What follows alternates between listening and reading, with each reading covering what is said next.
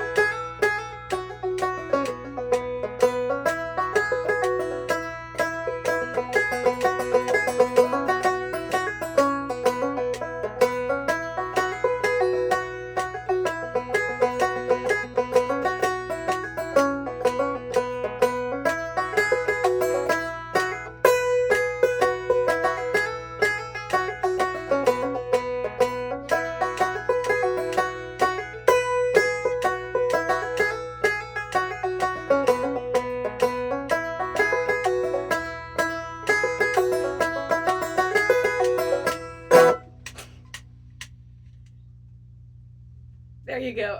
Still needs a bit of work, but I think it's really fun. I want to look into more jigs on Clawhammer banjo. I did this at my church, mashed up with Little Drummer Boy, and I think it sounded great. I'll link that below, because I think it was pretty awesome. Anyway, that's all for now. See you Friday.